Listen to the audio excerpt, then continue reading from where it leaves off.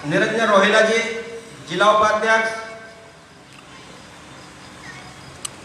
और ऐसे अनेक दायित्ववान कार्यकर्ता बंधु, इन सब के पीछे जो पर्दे पे सामने नहीं आए, ऐसे श्रीमान डॉक्टर मुकेश जी अपने अंतर्राष्ट्रीय हिंदू परिषद के प्रदेश मंत्री होने के नाते हम सबका मार्गदर्शन करते हैं, लेकिन वह मंच से दूर, माइक से दूर हैं। पर्दे के पीछे रह करके जो जमीन की भूमिका होती है वह तैयार कर रहे हैं और इस कार्यक्रम का संचालन कर रही हैं बहन जी श्रीमती नेहा जी। आप जो बहनों का संगठन चलता है उसके ओजस्विनी की जिला अध्यक्ष के नाते हम सबका मार्गदर्शन करती है, तो आपके देख रहे हैं बहनों का संगठन चलता है अंतरराष्ट्रीय और ऐसे दूर से आए अपने, क्योंकि अलग अलग विद्यालयों से, अलग अलग क्षेत्रों से आए सभी शिक्षक बंधु भगिनी, अपने गुरुग्राम से आए सुंदर जी सहरावत, उनका भी अभिनंदन स्वागत। अंतर्राष्ट्रीय हिंदू परिषद बने क्या भारत ही नहीं, भारत के अलावा सारे विश्व के रहने वाले हिंदुओं का संगठन संवर्धन अंतर्राष्ट्रीय हिंदू परिषद का काम करता है। ऐसे अंतर्राष्ट्रीय हिंदू परिषद की स्थापना अभी मुझसे पूर्व अपने इस विद्यालय के जो अध्यापक बंधु हैं उन्होंने काफी विषय हिंदुत्व के बारे में, संस्कृति के बारे में, शिक्षक की भूमिका के बारे में बोला। धर्म की संस्थापना करने के लिए, अपनी संस्कृति को सुरक्षित करने के लिए, हिंदू समाज सुरक्षित हो और हिंदू समाज का स्वाभिमान सुरक्षित हो, हिंदू समाज समृद्धशाली हो, इन सब की संस्थापना के लिए अंतर्राष्ट्रीय हिंदू परिषद की स्थापना 24 जून 2018 को दिल्ली के अंदर हुई। डॉक्टर प्रवीण भाई तोगड़िया जो कैंसर के सर्जन, लेकिन 20 साल पहले अपनी प्रैक्टिस छोड़ करके इस हिंदू समाज के बीच में जो कैंसर फैला हुआ है, समाज में छोटा बड़ा का भेदभाव लेकर के समाज जी रहा है, ऐसे उस समाज के बीच में फैले हुए कैंसर का इलाज करने के लिए डॉक्टर साहब ने 20 साल पहले अपनी प्रैक्टिस छोड़ करके संपूर्ण जीवन भारत माता के समर्पित किया। उन्हीं के नेतृत्व में हम सब लोग काम कर रहे हैं। अंतर्राष्ट्रीय हिंदू परिषद अनेक नाम से देश के अंदर काम करता है, जैसे युवाओं के क्षेत्र में राष्ट्रीय महिला दल, बहनों के क्षेत्र में जिनकी आयु 15 से 40 साल की लगभग आयु है वह ओजस्विनी, और जिनकी आयु 40 प्लस है वो राष्ट्रीय महिला परिषद। एक बहुत बड़ा भाग देश के अंदर किसानों का रहता है, तो राष्ट्रीय किसान परिषद के नाम से देश के अंदर काम करते हैं। दूसरा काम करते हैं, देश के अंदर लाखों लोग भूखे सोते हैं, तो वह कोई भी हिंदू रोड पर भूखा ना सोए, एक मुट्ठी अनाज के नाम से भी एक काम सेवा का काम करते हैं। दूसरा काम है अपना मजदूरों के क्षेत्र में राष्ट्रीय मजदूर परिषद, और अगला काम अपना है राष्ट्रीय छात्र परिषद, जिसके लिए हम ये काम आज देख रहे, शिक्षक और छात्र के बीच में कैसा संबंध होना चाहिए, क्योंकि शिक्षक दिवस बंधन है तो कैसा संबंध होना चाहिए। हम देखते थे प्राचीन काल में तो गुरु और शिष्य का संबंध कैसा था, अगर शिष्य कहे संकट काल में फंसता था तो गुरु को पता चल जाता था कि मेरा शिक्षक कहीं ना कहीं संकट में फंसा है, और किसी न किसी रूप में उसकी ओर जाकर के सहायता करता था, मार्गदर्शन करता था। उसी प्रकार से राष्ट्रीय छात्र परिषद तो इतना आत्मीय संबंध शिक्षक और शिक्षार्थी का होना चाहिए। तो आज के परिवेश में हम देखते हैं तो ऐसा ये सब काम बच्चे ही आगे इस प्रकार से जो है देश के अंदर राष्ट्रीय महिला परिषद ओजस्विनी के द्वारा देश के अंदर लाखों स्थानों पर बहनों को स्वावलंबी, बहनों के स्वास्थ्य के प्रति और सुरक्षा के प्रति जागरूक करने का काम अंतर्राष्ट्रीय हिंदू परिषद के द्वारा होता है। ऐसे पिछले वर्ष 111 कैंप्स लगाए गए, जिनमें सेल्फ डिफेंस, उनको स्वावलंबन की तरफ, उनका स्वास्थ्य कैसे स्वस्थ रहे, इस प्रकार का जागरूक करने का काम राष्ट्रीय महिला परिषद ओजस्विनी के द्वारा किया गया। ऐसे देश के अंदर लाखों बहनों को जागरूक करके वह स्वस्थ होंगी तो राष्ट्र निर्माण भी स्वस्थ होगा। इसी प्रकार से राष्ट्रीय किसान परिषद के माध्यम से जो आज देखते हैं सरकार की विभिन्न प्रकार की योजनाएं, नीतियां, किसान आज आत्महत्या करने के आधार पर पिछले 10 साल का देखा जाए तो 3 लाख से अधिक किसानों ने आत्महत्याएं की है, क्योंकि केमिकल के खाद के माध्यम से जमीनें बंजर हो रही है और पेस्टिसाइड की दवा पैसा बढ़ रहा है, सरकार की किसान की लागत ज्यादा आ रही है, आमदनी कम हो रही है, उसको उसकी आमदनी का पूरा पैसा दिया नहीं जाता है।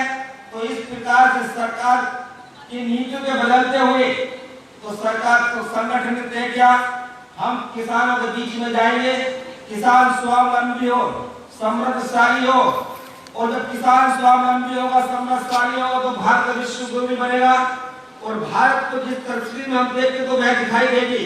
तो ऐसे किसानों की बड़ी बड़ी गोष्ठियां करके उत्तर प्रदेश, महाराष्ट्र, गुजरात, मध्य प्रदेश ऐसे अनेक प्रदेशों के अंदर सैकड़ों गोष्ठियां की गई और जीरो बजट के आधार पर खेती में जमीन में खेती उपजाऊ करे। तो ऐसा प्रकार का काम अंतर्राष्ट्रीय हिंदू परिषद के द्वारा चलता है। राष्ट्रीय छात्र परिषद, क्योंकि छात्र, हम जिस छात्र को पढ़ा रहे हैं आज की शिक्षा जो है उसको शिक्षित तो कर रही है लेकिन रोजगार युक्त नहीं बना रही है। इसलिए हमारे द्वारा तैयार किया हुआ छात्र वह जिस क्षेत्र में भी जाए किसानी करेगा तो किसानी भी अच्छे प्रकार से करे, तो वह किसी भी क्षेत्र में कमजोर ना पड़े। इस प्रकार से राष्ट्रीय छात्र परिषद का गठन किया गया और उसके माध्यम से शिक्षकों को, छात्रों को जोड़ करके छात्र का स्वाभिमान, शिक्षक का स्वाभिमान, शिक्षक स्वावलंबी और समृद्ध हो, इस प्रकार का वातावरण देश के अंदर बनाया काम अंतर्राष्ट्रीय हिंदू परिषद कर रहा है। देश के अंदर सुरक्षा के लिए राष्ट्रीय बजट पर काम करता है। तो इस प्रकार का वातावरण समाज और राष्ट्र के लिए बनकर के रहेगा और बच्चे ही आगे हमारे ऐसे देश के अंदर धर्म और संस्कृति भी जिंदा रहे, क्योंकि स्कूल के अंदर धर्म की शिक्षा देना प्रतिबंध कर दिया सरकार ने। हम धर्म की शिक्षा स्कूलों के अंदर नहीं दे सकते हैं। तो इस प्रकार से जो बच्चे हैं उन बच्चों को बच्चे ही आगे नाम दिया, किड्स हेड नाम दे करके। तो ऐसे उनको धर्म से जो बच्चे की जो बुद्धि है, सोचने जो शक्ति है वो हमारी कल्पना शक्ति से कहीं ऊपर है। तो ऐसे 4 प्रकार के कार्यक्रम ओजस्वी राष्ट्रीय महिला परिषद के द्वारा देश के अंदर कराए गए। लाखों बच्चों ने भाग लिया। उसमें पहला कार्यक्रम था भगवान शंकर जी के बारे में 2 पृष्ठ का ऐसे लिखना, 2 से 3 मिनट का संभाषण करना और उनकी आकृति बनाना। इससे उसके मन में भगवान शंकर के प्रति सहानुभूति जाएगी, हमारे देवता कैसे, हमारे भगवान कैसे हैं, वो धर्म से जुड़ेगा। दूसरा कार्यक्रम किया जन्माष्टमी पर भगवान श्री कृष्ण राधा जी की आकृति बनानी है, ये ऐसे लिखना 2 पृष्ठ का और उनके जीवन पर बोलना है। तो यही कार्यक्रम ऐसे 4 प्रकार के कार्यक्रम है। गणेश का कार्यक्रम क्या, 14 कार्यक्रम मां दुर्गा के नवरात्र में आने वाला है। तो इस प्रकार से धर्म और संस्कृति और राष्ट्र ये सब जुड़ा रहेगा, क्योंकि आज शिक्षक वंदन दिवस है। अंतर्राष्ट्रीय हिंदू परिषद सारे क्षेत्रों में काम करता है। अगर हम देखते हैं तो देश के अंदर पहले ये सारी व्यवस्थाएं गुरुकुलों के अंदर थी। शिक्षार्थी को खेती करना भी सिखाया जाता था, शिक्षार्थी को धर्म की शिक्षा भी दी जाती थी, शिक्षार्थी को हर क्षेत्र में जिस क्षेत्र में भी जाएगा जो भी काम करेगा उस पर नंबर 1 का छात्र भारत के गुरुकुल में पैदा हुआ करता था। लेकिन सरकार की बदलती नीतियों के कारण से आज शिक्षा रह गई है, संस्कृति आज स्कूलों से निकाल दी गई है। क्योंकि अगर शिक्षक बंधु पढ़ाना भी चाहते हैं तो कई बार पढ़ा नहीं पाते हैं। इस प्रकार का वातावरण सरकार के द्वारा बना है।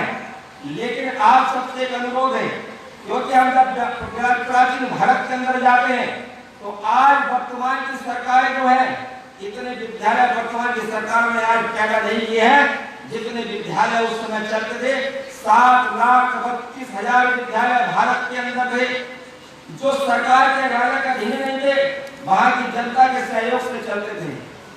7,50,000 गांव थे, आज इतने विद्यालय पूरे भारत के अंदर नहीं है। तो इस प्रकार का वातावरण जो कि आप जिस क्षेत्र में पढ़ाते हैं इस काल के खंड के अंतर्गत, तो सेवा का माध्यम ये आपका सेवा का माध्यम है। क्योंकि आप सबने ऑनलाइन क्लास रखी है, आपको उसका मेन कारण नहीं मिला होगा, लेकिन आपने अपना धर्म को मानते हुए कि मेरा काम है शिक्षा देना, वेतन नहीं मिलेगा लेकिन भगवान देख रहा है, आपने वह काम पूर्ण किया। ऑनलाइन के माध्यम से उन विद्यार्थियों को सिखाने का काम प्रारंभ किया, उनकी पढ़ाई में छूट गया। इसी प्रकार से अंतर्राष्ट्रीय हिंदू परिषद के लाखों कार्यकर्ता कोरोना काल के अंतर्गत घर से बाहर निकल करके, जब सरकार कहती थी कोई घर से बाहर ना निकले, सब घर के अंदर रहे, जो लाखों लोग पैदल जा रहे थे उनको भोजन कौन खिलाएगा, ऐसे लगभग 50 से 60 लाख लोगों को घर से बाहर निकल करके अंतर्राष्ट्रीय हिंदू परिषद राष्ट्रीय बैंगल के कार्यकर्ताओं ने और जसली की बहनों ने उनको भोजन खिलाने का काम किया।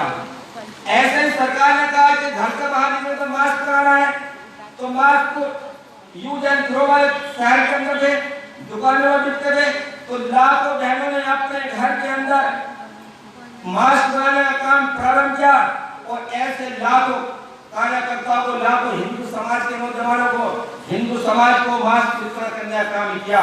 इस कोरोना काल के अंदर इतना बड़ा काम अपने अंतर्राष्ट्रीय हिंदू परिषद के माध्यम से सेवा काम में हुआ। एक अपना चलता है हिंदू हेल्पलाइन, हिंदू हेल्पलाइन का एक नंबर है, हम अगर कहीं भी जाते देश के किसी भी कोने में हमें आवश्यकता पड़ती है, उस नंबर पर कॉल करेंगे तो वहां का कार्यकर्ता आपकी हेल्प के लिए वहां खड़ा हो जाएगा। इमरजेंसी बाढ़ क्षेत्रों के अंदर भी कार्यकर्ता सेवा करके हिंदू हेल्पलाइन सेवा का ही कार्य है। ऐसी एक है इंडिया हेल्पलाइन, मतलब डॉक्टर और मरीज के बीच की कड़ी। तो इंडिया हेल्पलाइन के माध्यम से सारे देश के अंदर 10,000 डॉक्टरों को जोड़ करके एक हिंदू समाज के अंदर स्वस्थ हिंदू समाज है, कोई भी हिंदू बिना इलाज के ना मरे, उसके लिए प्रत्येक डॉक्टर एक मरीज रोज देखेगा। ये काम अंतर्राष्ट्रीय हिंदू परिषद करता है। ऐसे इंडिया हेल्पलाइन के बीच का माध्यम जो है हेल्थ एम्बेसडर बनाए, तो आज वो जांच करेंगे, 4 प्रकार की जांच करके बताएंगे आपको ये बीमारी प्रारंभ हो गई है। अगर बीमारी का पता पैकेज पहले चल जाता है तो वह इलाज करा लेता है।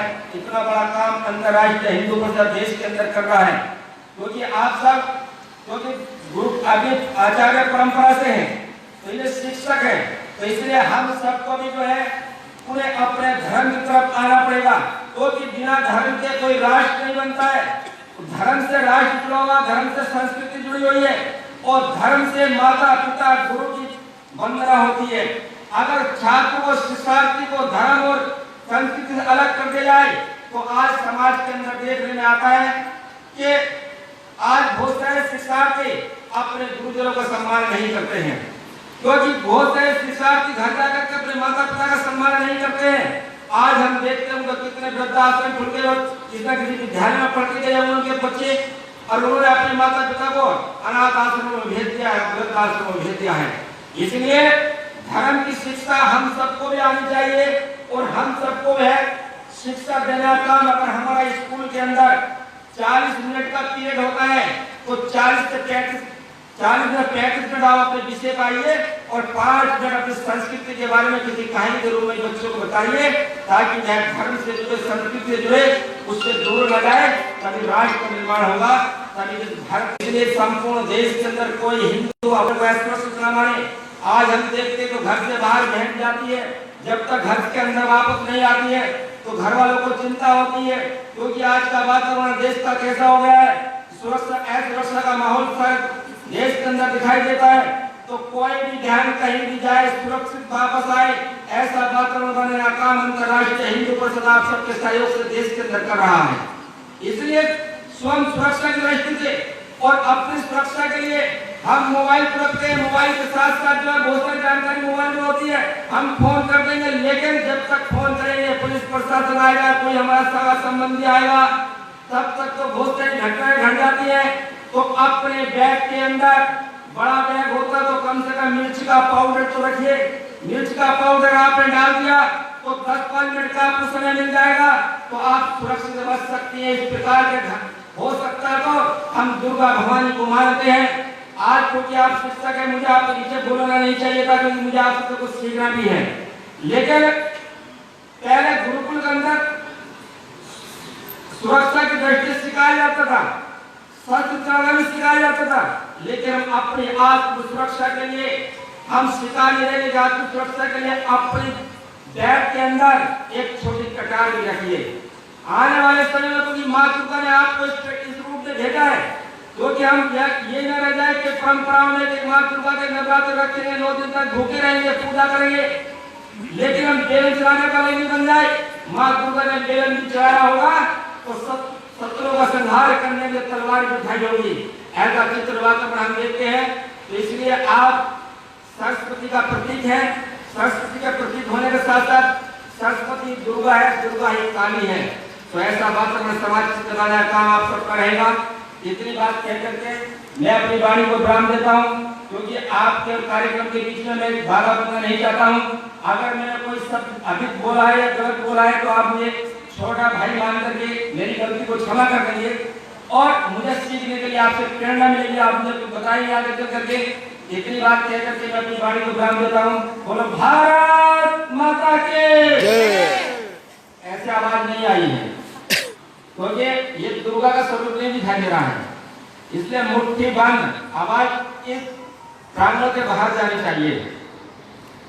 बोलो भारत माता के जय, भारत माता के जय। मेरी आवाज बिना माइक के भी आपसे बाहर जा रही है, इसलिए जिस शिक्षक की आवाज कमजोर होती है तो बच्चे उससे कम डरते हैं। स्कूल में भी शिक्षक की आवाज ज्यादा होती है तो बच्चे उससे कुछ डरते हैं, इसलिए ऐसे दुश्मन भी ऐसी डरता है। तो इसलिए हम नव निर्माण कर रहे हैं, तो हमारी आवाज में दम होना चाहिए। इतनी बात कहकर के अपनी बड़ी विराम, सभी को सादर जय श्री राम।